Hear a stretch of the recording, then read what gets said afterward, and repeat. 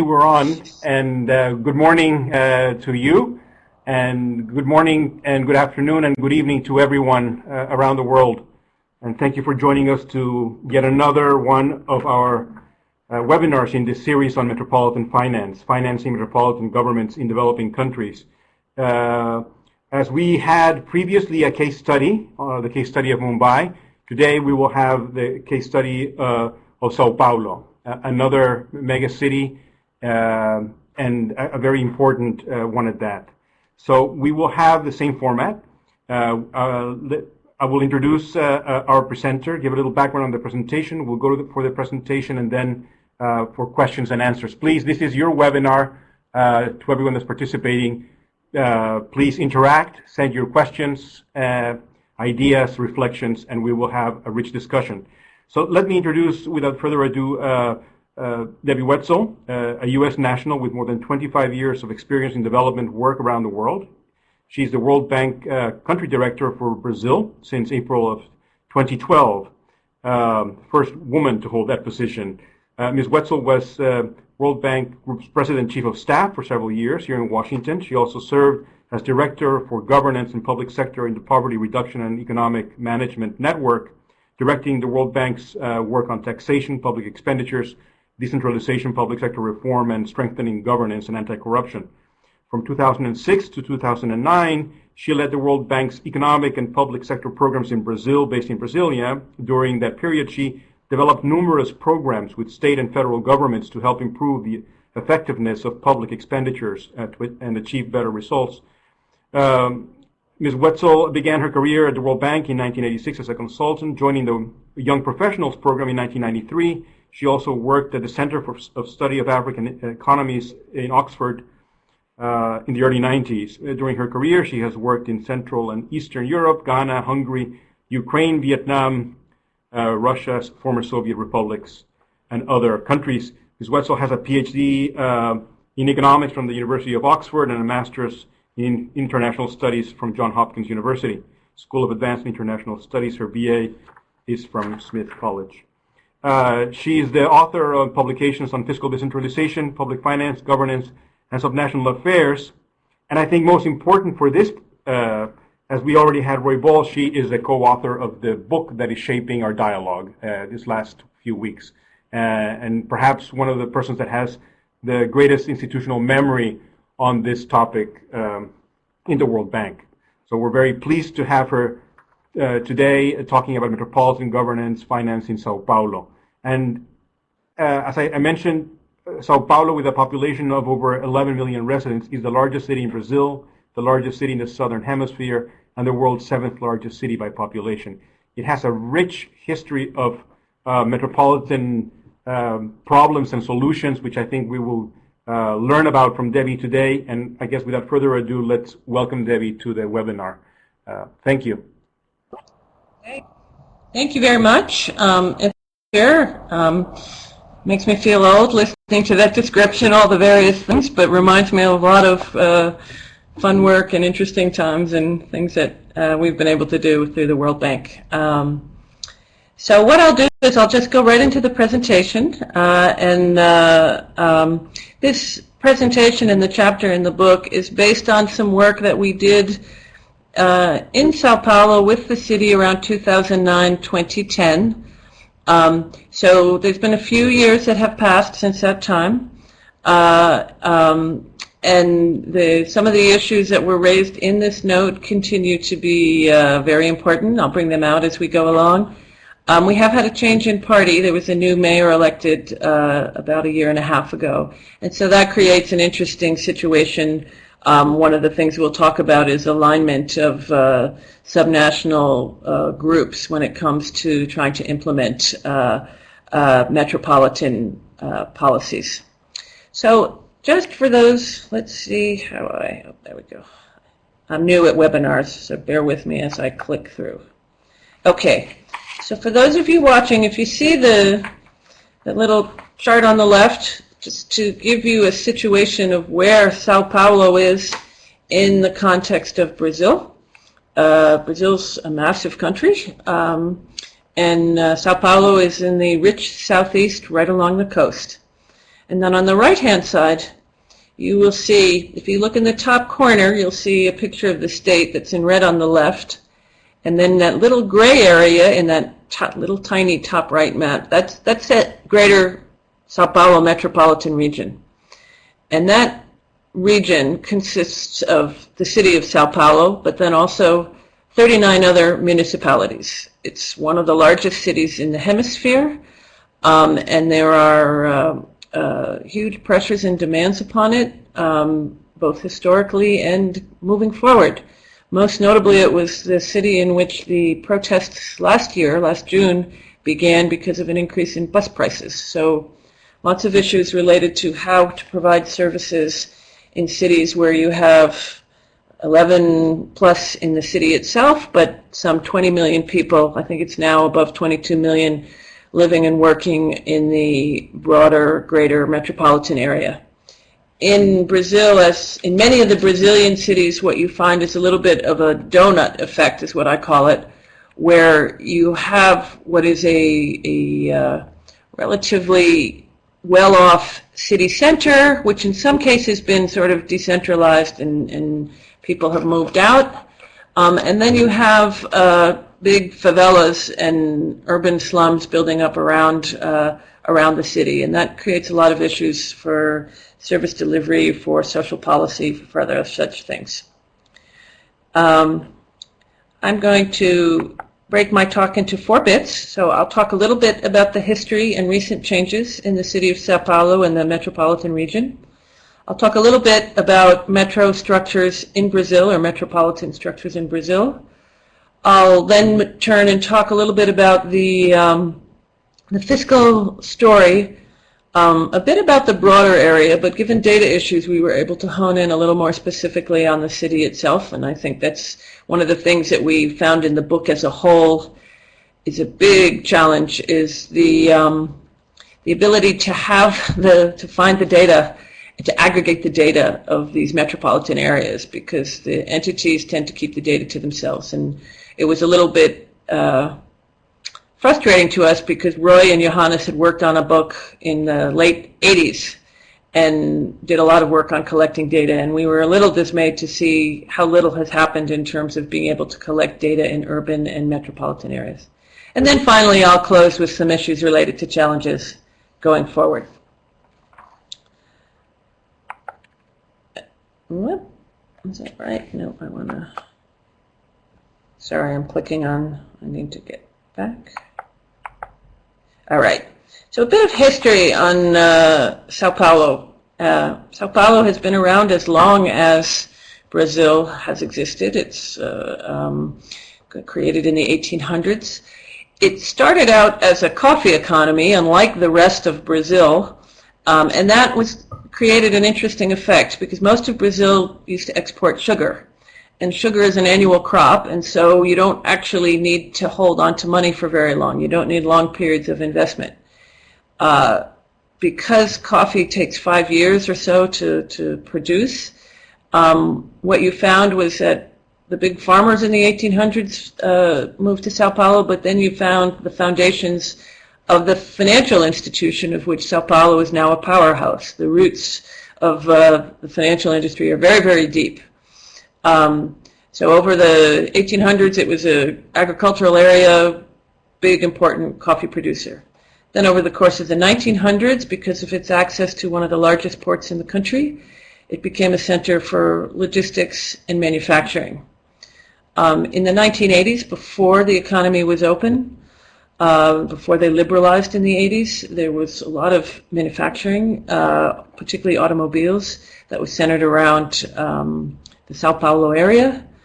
With that opening, you began to see the decline of manufacturing, and then, as in many metropolitan areas these days, you see this question of the rise of services and the knowledge economy. Now, it's a little bit hard to read those arrows, but just to give you a general sense of the trends. So what you see between the 70s and the late 2000s is that manufacturing in all its forms, whether low-tech, mid-tech, or high-tech, declined quite considerably. And then services, actually financial services declined slightly, And then the two areas where you see services really rising, the sort of the gray line and the yellow line, are high-end sort of insurance and real estate. So you get a different type of service than the financial ones, and that may reflect a real estate boom or bump or bubble. And then you see what is kind of well known in Brazil as personal services, cleaning, food, social assistance, etc. And one of the issues for the economy going forward is, usually the productivity in those sectors is not always as high as in other sectors. It draws on knowledge economy and issues like that, but then the question is how do you think about moving forward and what you want the future of your economy to be? Let's see, it keeps switching. Let's see. Over time, what we see here is the change in circumstances, which for Sao Paulo for a long time had the lowest poverty index and the greatest inequality. So on this chart, you can see that the solid line is Sao Paulo, and all the other lines are other cities in Brazil. Some in the north, Belo Horizonte district, the federal district, a few others. And up until 2001, Sao Paulo kind of held the pride of place as being the city that had the lowest poverty and also the city that had significantly lower levels of inequality. Part of the reason that has shifted is because of out-migration to smaller cities of companies and workloads.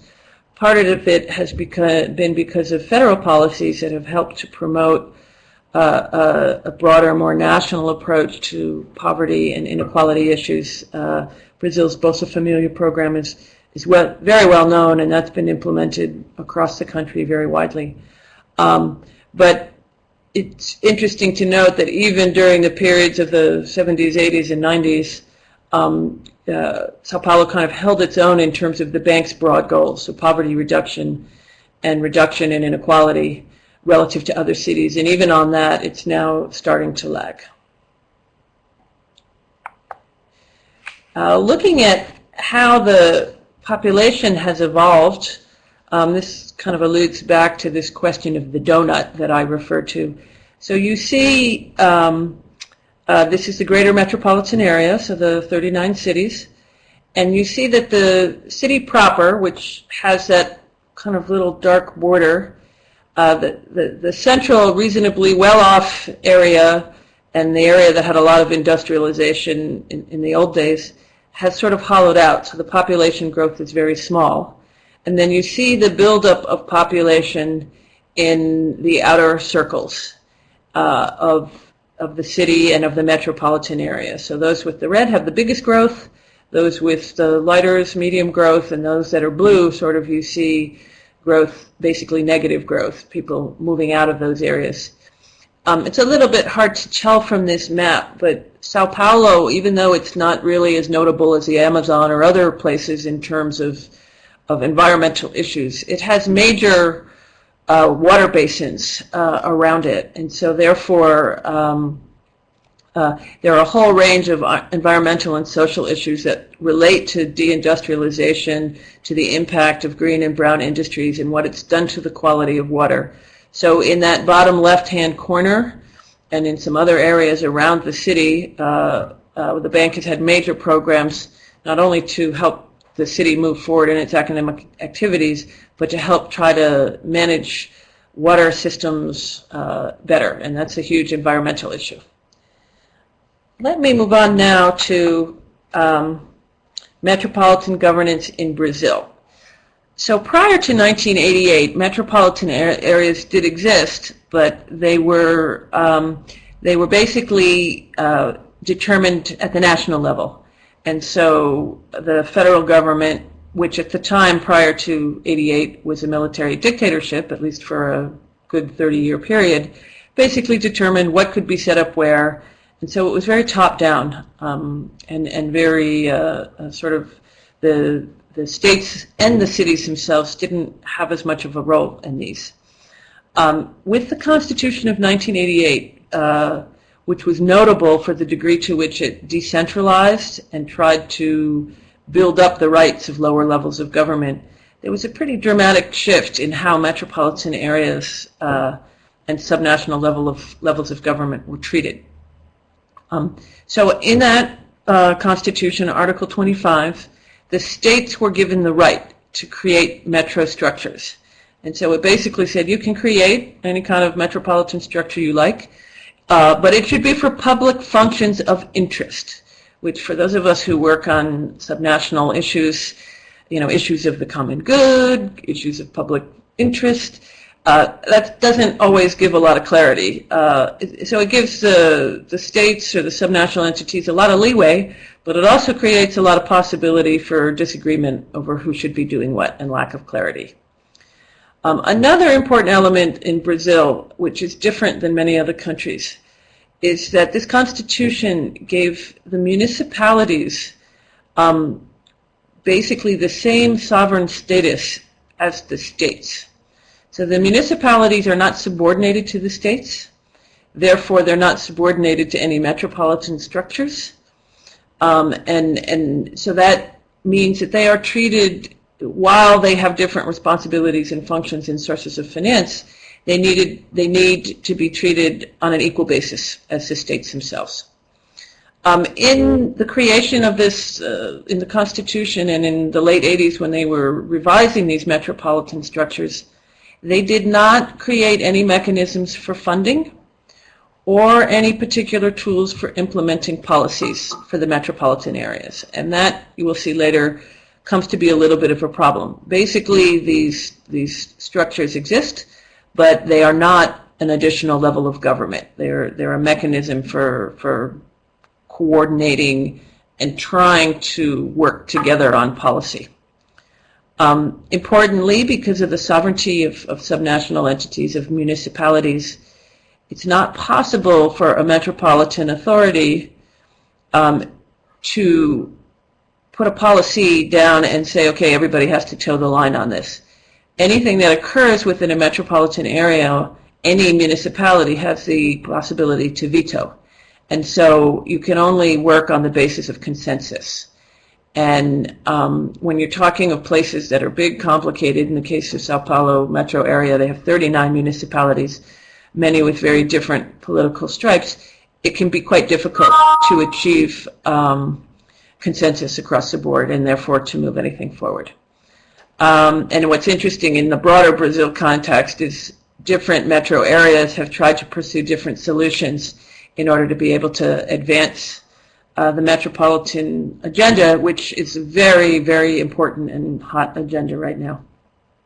Finally, although the Constitution set up the possibility for these metro areas and the sovereignty of the subnational entities, they still have a pretty big role in putting in place federal programs, working with states to implement broad infrastructure, and so they are involved in metro areas as well through these direct programs. In other countries, in Russia, they're called federally targeted programs.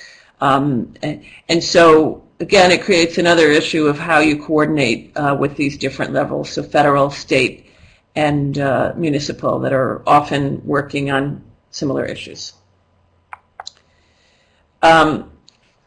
With respect to the Sao Paulo Metropolitan Region itself, they have over the years had a wide variety of mechanisms for trying to govern the region and the metropolitan area.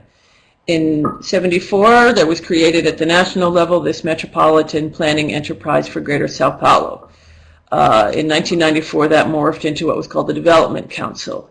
They had some separate mechanisms for dealing with urban transport, which were not quite as organized as, say, a metropolitan authority like you see in New York, in the New York regional area. But it was basically, when they turned to enterprises and companies, it was to try to create a mechanism for revenues to be raised. And then also in transport, you see a bunch of different efforts to try to come together to coordinate across the entities. In 2011, they reorganized again, and they created a development council for the metropolitan area. So each mayor has representatives, the state has representatives, the legislative assemblies have representatives in order to try to advance particular agendas.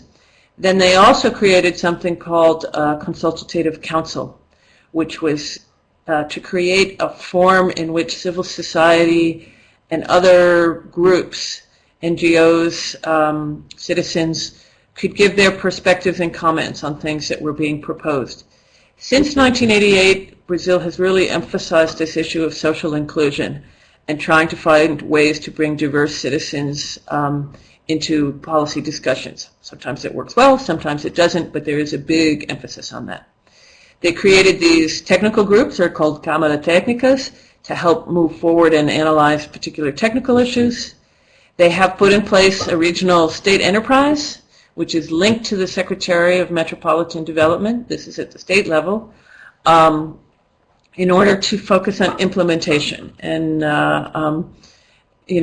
that has made some progress, but again, it's very common in Brazil to have a government entity and then to have a autarkic enterprise accompany it in order to be able to either raise finance or try to do things in order to be able to move development along. And then they created a regional development fund. All of these, to be totally candid, I haven't had a chance to go back and look since they've been created to see how well that they are actually working. We've had lots of discussions with both the state and the city on different things that they want to get done.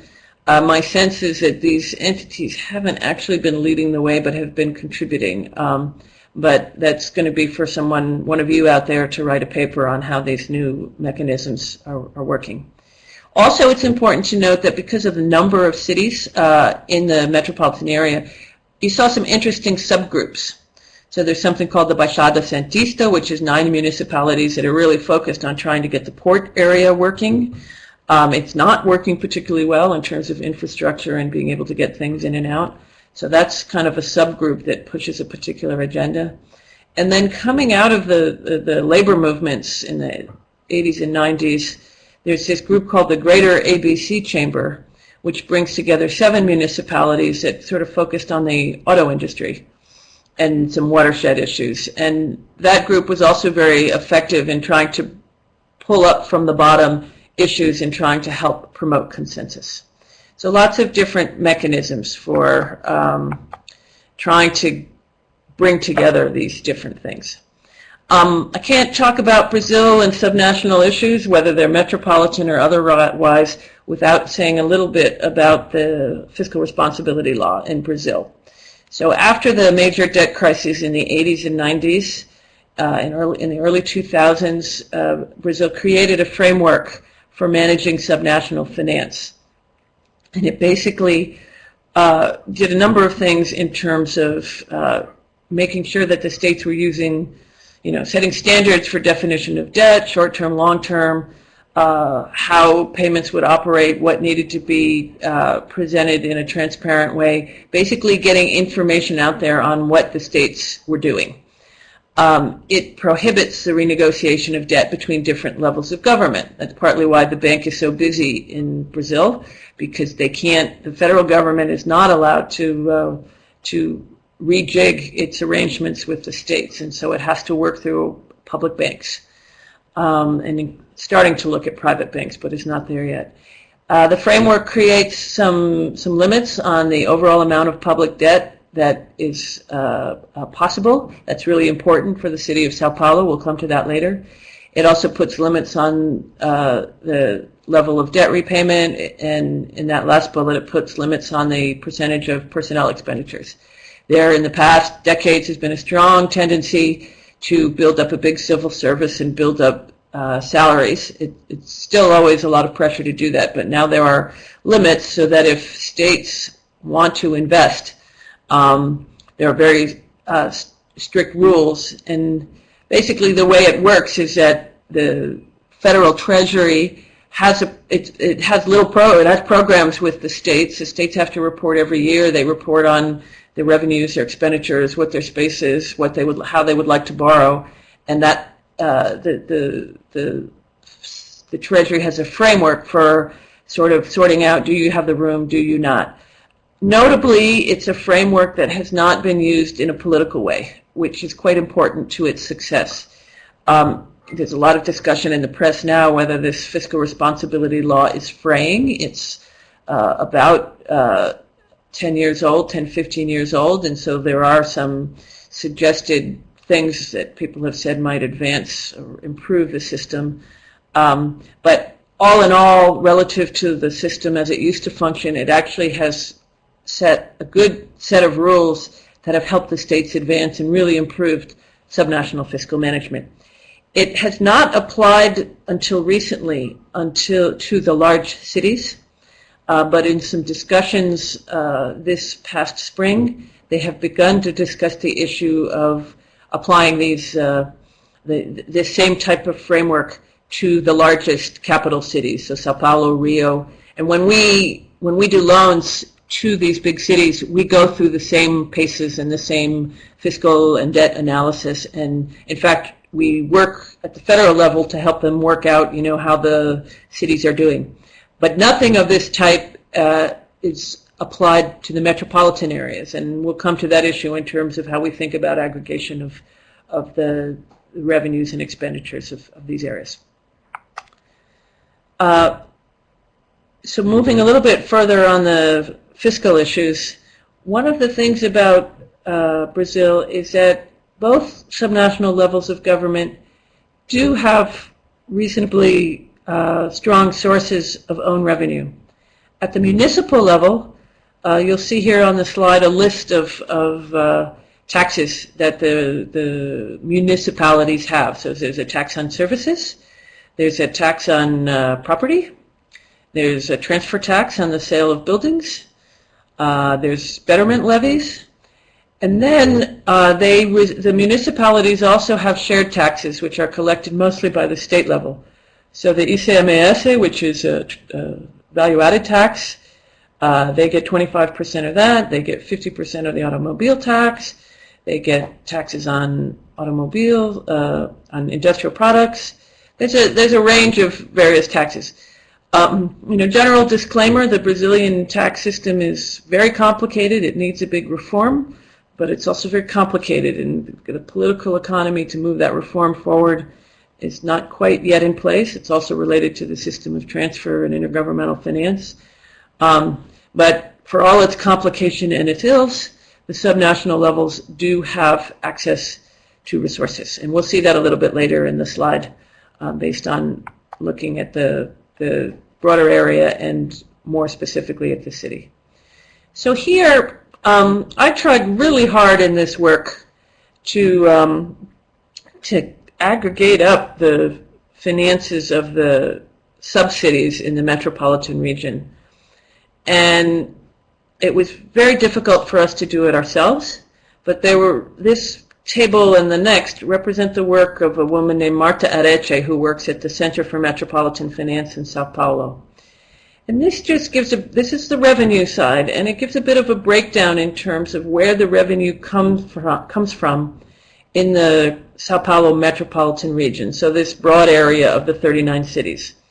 And so the first thing to notice is at the bottom, you see that basically 2/3 of the revenue comes from the central city, which is not really surprising given that Sao Paulo is the headquarters for a lot of big companies and industries, etc., and the value of the property is much higher.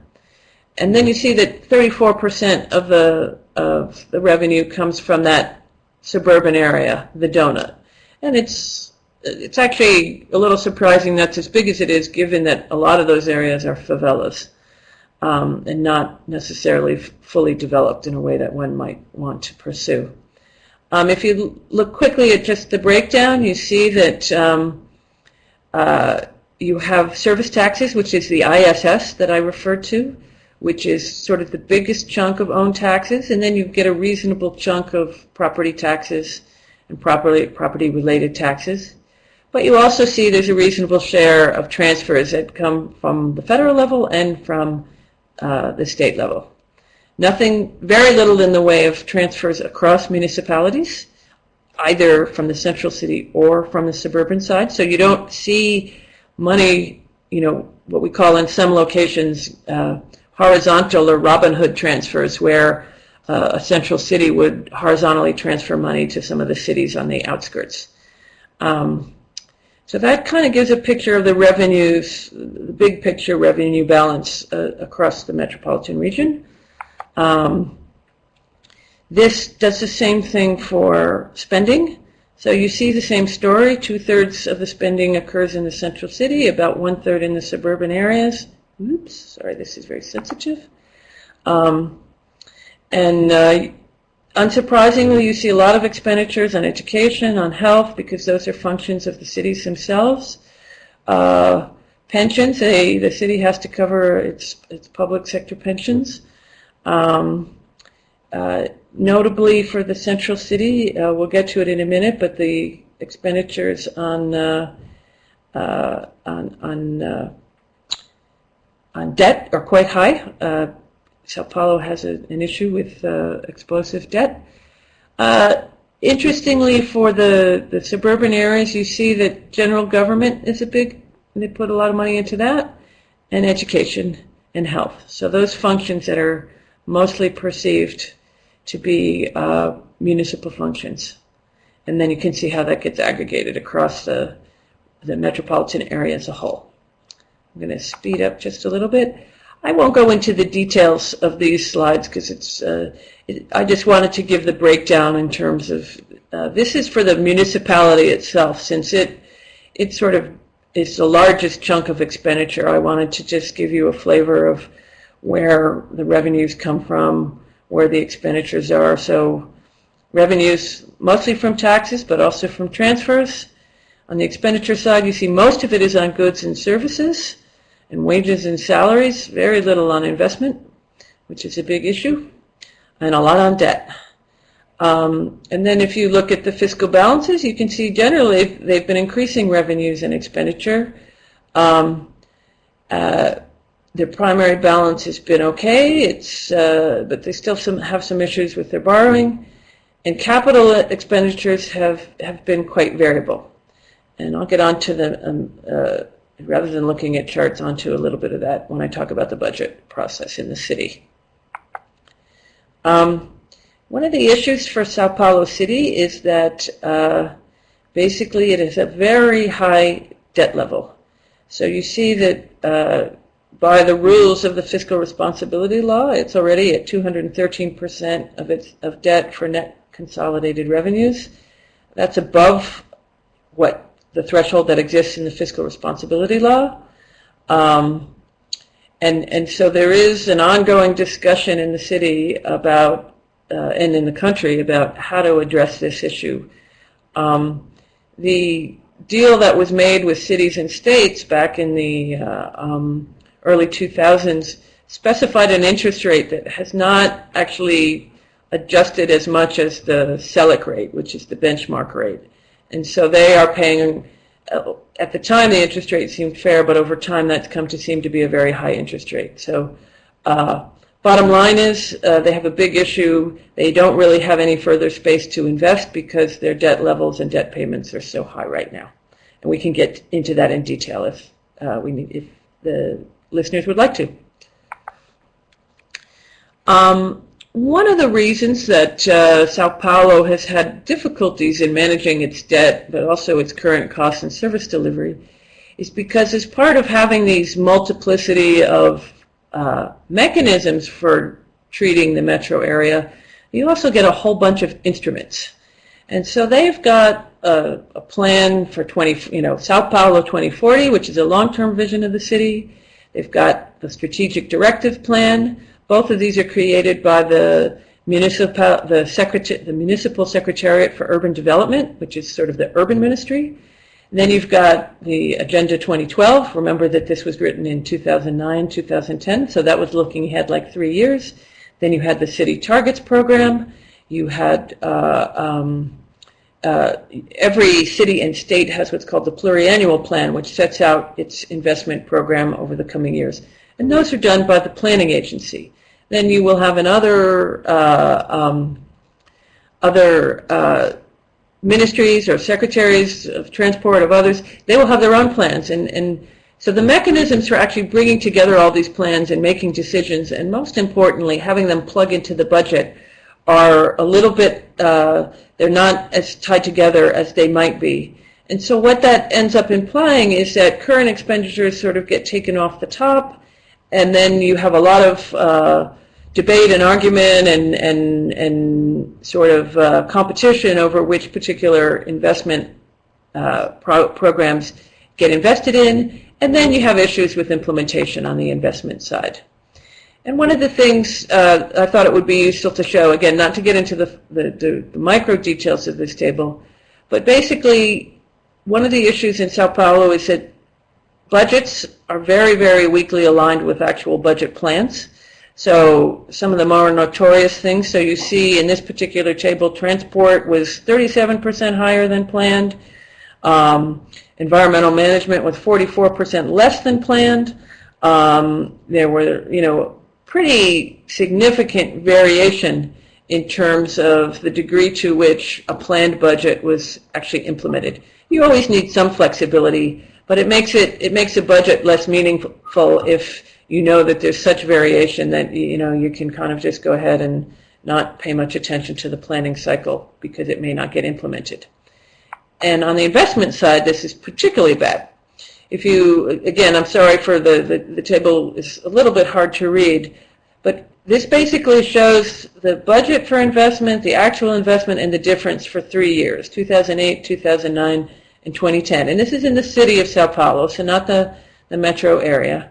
But look at some of these numbers. So let's look at what's called urban collectives. So those seem to receive generally a little bit more in the way of resources and investment than was planned. In 2008, they got 70% more. In 2009, they managed to get 67% more and 31% in 2010. Roads got 2% less than planned in 2008, then they got 11% more than planned in 2009, and in 2010, they got 2% less. And then, I've got two sets of roads here, so there must be different types of interurban roads. You see in the second column, they even did worse in terms of the degree to which the budget was actually implemented.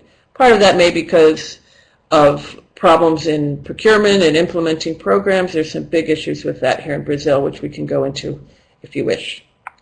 Let me try to bring this to a close so we have some time for interaction and questions. So, this is a very quick overview and landscape of metropolitan issues and challenges as related to public finance in Sao Paulo.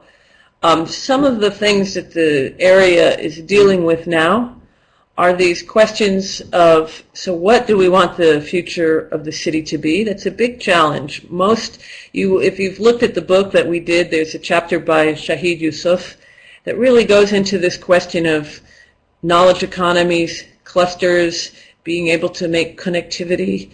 In my own work, I've noticed that in all these cities that have kind of renewed themselves over the past 20, 30 years, there seems to be a coalition between the arts, the industry, research, and business. And so thinking through how to bring those things together in a way that helps promote a future sort of economic nucleus, a niche for the city is quite important. And there remains some work to be done for the Sao Paulo metropolitan area. They're a very important port. They have a lot of potential things that could be done, and so they need to be thinking about what they want their future to be like. But it's very hard to do in a very short-term political environment. Very important for the city and for the metropolitan region as a whole is this question of how to use the fiscal tools that they have, how to come together with mechanisms that both address the needs in the city, so both planning and budgeting and strategic investment management, to make it a little bit more stable and transparent in terms of understanding, so the players know if they get budgeted resources, they'll actually have those resources to be able to move things forward. And then the broader question across the metropolitan region is how do you get integration of these services? In areas like especially transport, but in other areas, it's quite important. Oops, you guys are I lost my last slide. Can you go back? I haven't touched it. There we go. Thanks. It's quite important to think through how to bring these broader areas in and get that consensus going. In Brazil, this issue of mechanisms, so there's some very direct coordination. The federal government says you're going to do this, here's the project. And then finding ways, though, to get the municipalities to come along and agree on programs and build coalitions. There's been some interesting work in Belo Horizonte, which is the capital of Minas Gerais, and some other cities. As cities are facing these big issues, there's much more discussion of that. Building investment priorities into the budget we talked about, and then thinking about more integrated approaches to infrastructure, social and environmental issues, which are paramount in all of these cities. They tend historically to be treated like silos, and there are important needs to be able to think through. Our work in Sao Paulo, for example, we work on transport, climate change, and disaster risk management all together as a nucleus of issues because they're all related to each other. So let me leave it at that. Sorry if I've spoken too long. Want to leave some time for questions. Victor, are we going to go to the multiple choice? Yeah, let's go to those first. And everyone, thank you very much. I mean, fantastic presentation. Brazil is the world's laboratory for municipal development, clearly. So Debbie has been kind enough to send some questions, and you all can vote, and then we'll go to the other ones. We won't belabor these ones, but please, if you have any strong views, what mechanisms might Brazil use to address the need for consensus across municipalities in metropolitan areas? Incredibly complicated task. If you can go to your computer, you can vote for the answer that you like. Yeah, we got 100% for C, which is interesting. Yeah. You know, do you want me to talk about it now for a bit, or it's changing a little bit? It's changing. Yeah, let's freeze it now, Reza, and we'll talk about it. No, the last one. Go to the last response. No, the previous response. So it was mostly strengthened councils. Yeah. Okay, so yeah. Okay, good. Keep that there so I can see it. There we go. All right, let's do the next one. The next what can Sao Paulo do to improve the budget planning process within the existing legislation? Let's see if we're going to get more interaction. If not, we can go directly to the questions. Okay, so now people are voting. So connect the multi-year plan with a yearly budget, getting some votes for develop mechanisms to coordinate better with the federal state governments, and some are being inclusive and they want to do everything. Let's freeze it now, Reza. Debbie, what do you think of the answers? Don't change it yet. Well, it's interesting because for me, I go for D on that one, just because there's so many things, there's so much dysfunctionality. I mean, in the big picture way, Brazil has a good budget process, but for many of the issues on the implementation side and preparation side, they have a lot of work to do to sort of to minimize the number of strategic things and focus on implementing one of those. So let's go to 3. So now to go to the third question, how might the Sao Paulo metro area generate more investment given its significant debt, which is a big issue for many of our larger cities? How might the Sao Paulo metro area generate more investment? Let's see if we get some responses, and then we'll go to everyone's open questions, please. You can type in your questions, and I have some already that I received offline, and I can pass those along. But please do send us your questions. I see Peter Ellis, Klaus Denninger, Kevin Milroy, some new visitors from Brazil. So we have some answers for this one, Debbie. Yeah, so this one is quite interesting because I could have stuck in all of above because they kind of, but I'm not a big fan of C. But that's the C, Victor, alludes to the fiscal wars that you wanted me to mention. One of the things that exists in Brazil is that industries and companies and states actually have basically had a race to the bottom in terms of this value-added tax in order to attract industries, and that's created a big problem on the revenue side. So I think the distribution is pretty good. All the other things are things they need to do. The one that the city is looking towards in the metro region are the PPPs, which is a very hot topic as well. There's a lot of constraints, and I won't go into the gory details, but they are limited in the amount that they can put in contingent funds. Any PPPs they do becomes part of the Treasury's balancing act, because doing the PPPs often creates contingent liabilities. But that seems to be the area where people are looking the most to be able to address their needs for investment. Very good, Debbie. I think one of the issues, we have had this series as as co-author of the book, you know very well the chapters, and we've gone, we had Shahid Yusuf make his presentation, and we've gone through the case of Mumbai. We have not had a case as rich as Sao Paulo with all the institutional issues that you presented, especially and all the transformations that have resulted. The issue of the fiscal responsibility law, I think, is very unique. It was unique to Brazil, but it proliferated throughout the world after it took off there. If you could mention a little bit about, first it was a federal, and then it's gone to the states, and then you mentioned that there's some discussion now at the city level. If you could talk a little bit about how that applies in Brazil and what you think it would apply to other countries where you have worked, where we have some partnerships. Yeah. So actually, it was quite interesting because so the law was generated after 2 decades of total mess. The 80s and the 90s, and big issues in terms of the states basically spending indiscriminately, and particularly in the 90s, the debt crisis was triggered by a default in the state of Minas Gerais. So in the 2000s, there was a set of people who basically said we need to come up with an incentive-compatible way of both getting the states to manage their finances but also controlling it. And I've alluded to some of the parameters, but they deal with overall levels of debt, with the personnel expenditure, the amount of debt per debt repayment.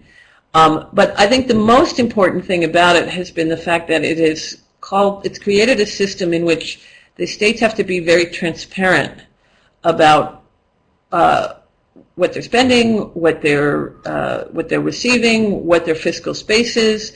Adding up and looking at the totality of the debt obligations over time, and then how they are bringing down their debt overall. And it's been quite interesting because some of the states have used debt refinancing to create more space. That's given us a lot of room to come in.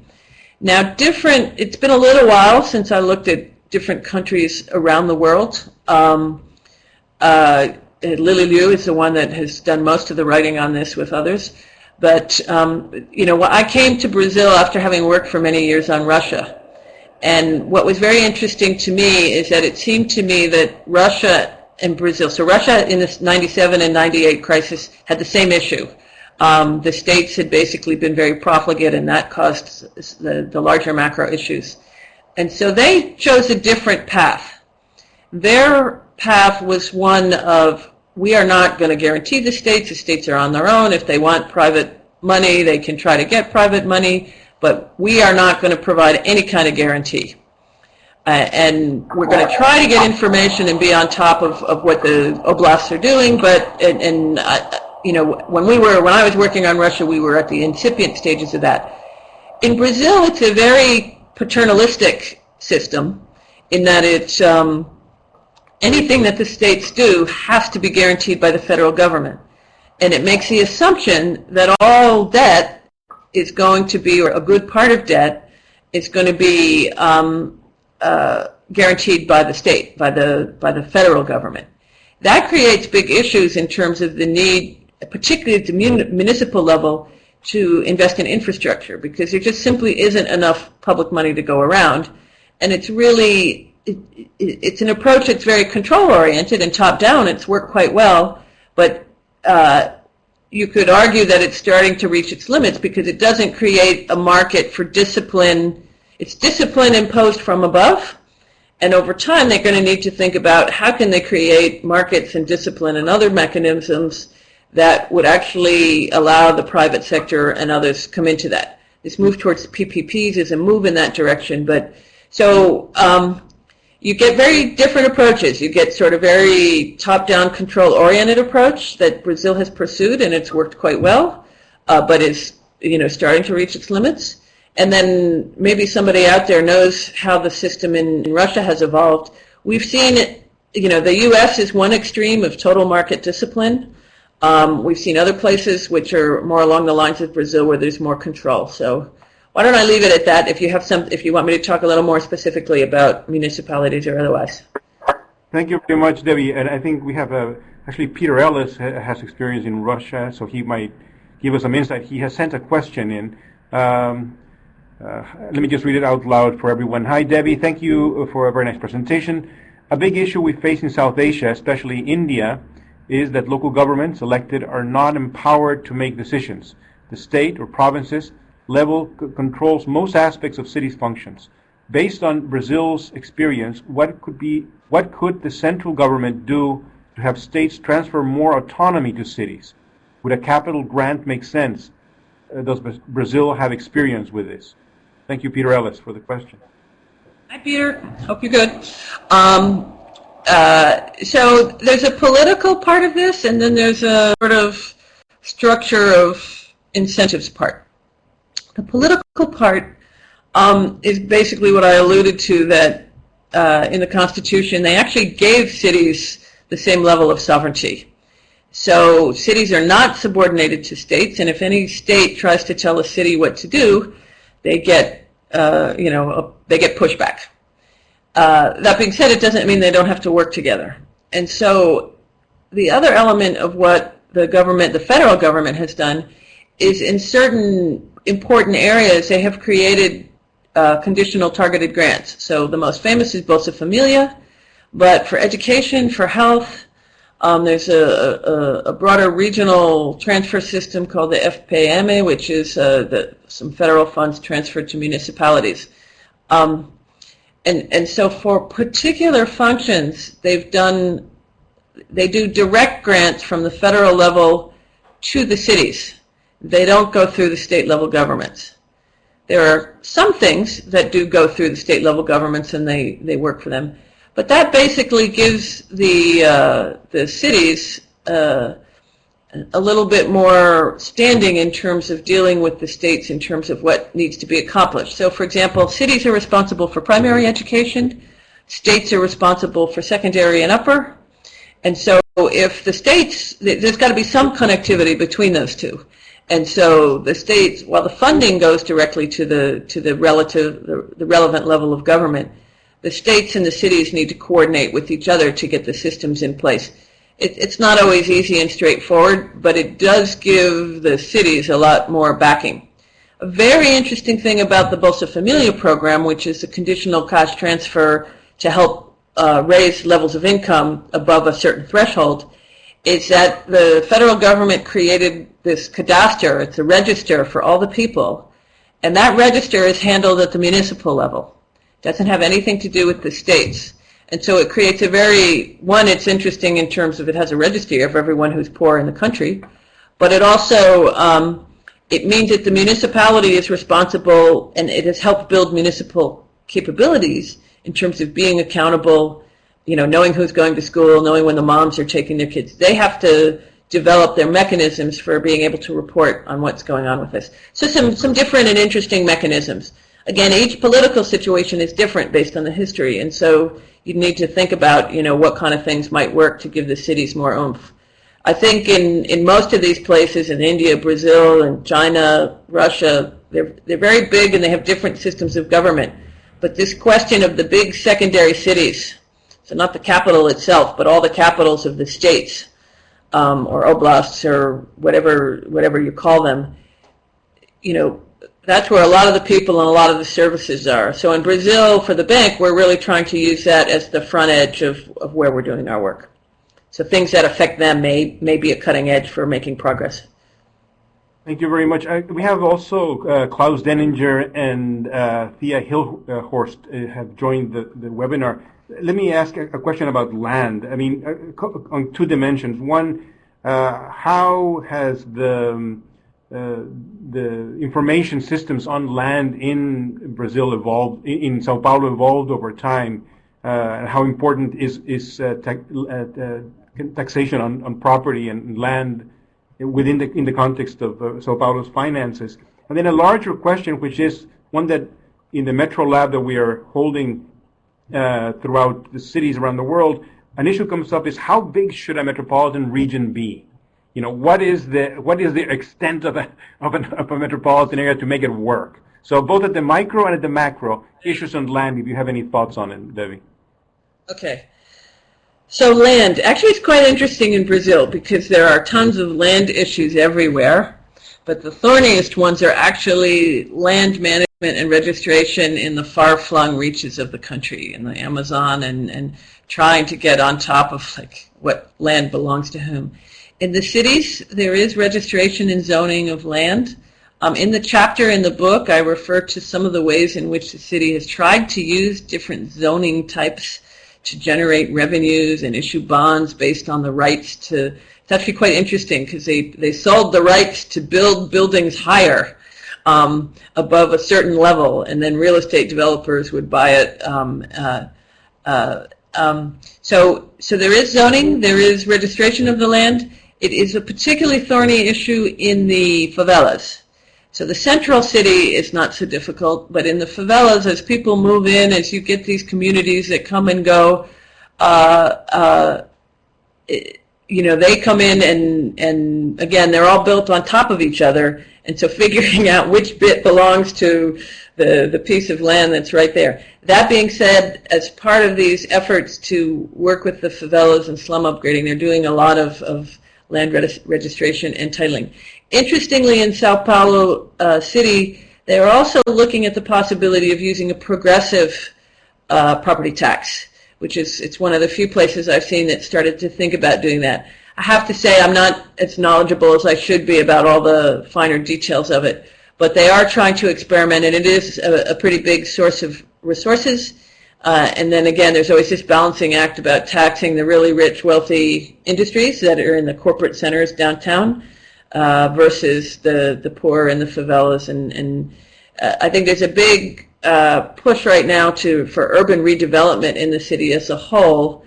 And recently the mayor has gone ahead and raised property taxes, and of course that's gotten a lot of pushback. But you're starting to see that happen in a number of the big cities. What is the proper size for a metropolitan area? In some sense, at least in Brazil, in many ways it becomes a geographic question. And with the climate change issues, it's becoming a problematic geographic issue. So you look at Sao Paulo, and there's kind of like this big basin, and it just keeps spreading and spreading and spreading, and it's kind of reached the limit of what people are capable of managing. But that being said, service delivery is very weak. And so practically speaking, there's a limit. You know, how many hours can these poor people spend on the urban transport getting in and out? Because they're the people that support all the other stuff that happens in the central city. And so there's a certain degree to which transport and service delivery make it viable.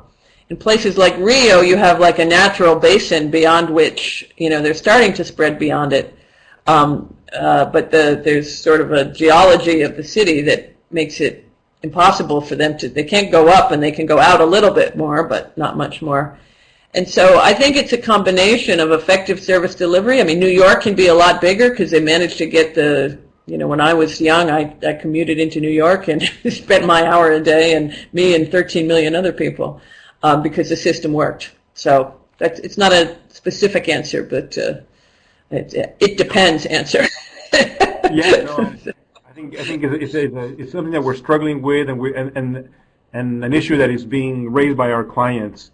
We have some more questions coming in. Sadly, we have run out of time, and it gets very tricky if we go over. But we want to thank everyone, especially Debbie, for the great presentation. This case is really important, both for the book and for the webinar series and for all our client cities, because we look to Brazil for experimentation. It's a great laboratory of new attempts to fix problems, and we don't see that in many of our cities, Debbie. They are entrenched with problems. They haven't tried solutions, and I think that that Brazil is providing that for the world, and it's very important.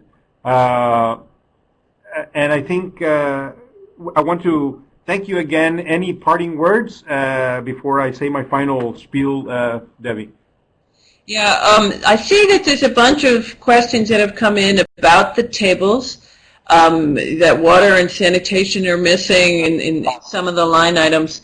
I think the thing to do is refer to the chapter, because frankly, given my life these days, I put the presentation together very quickly. So Victor's holding up the book.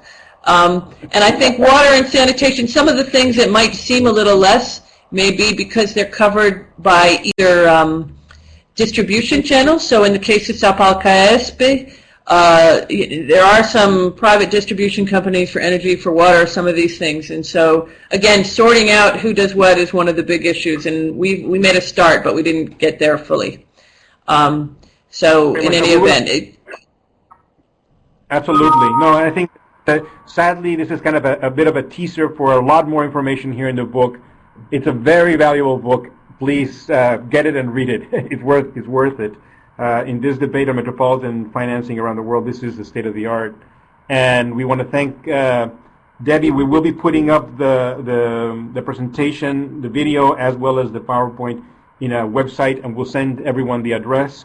And we have a webinar on April 1st on property tax. We will be addressing that issue. Before that, on March 25th, we have Dr. Xi Liu from Beijing, Director for the Beijing Lincoln Institute of Land Policy on Metropolitan Infrastructure and Capital Finance. And April 8th, we have Maria Freire on slum upgrading. So I want to thank everyone for participating. Debbie, thanks. You're a very busy person, and it's great to know that a director has the command of such a complicated topic. That's what we're proud of. But technical. Thank you to everyone. We're going to have a short evaluation of the webinar, and please, everyone, join us on March 25th for issues of capital financing. Thanks to everyone. Thank you. Thanks. I'll sit tight.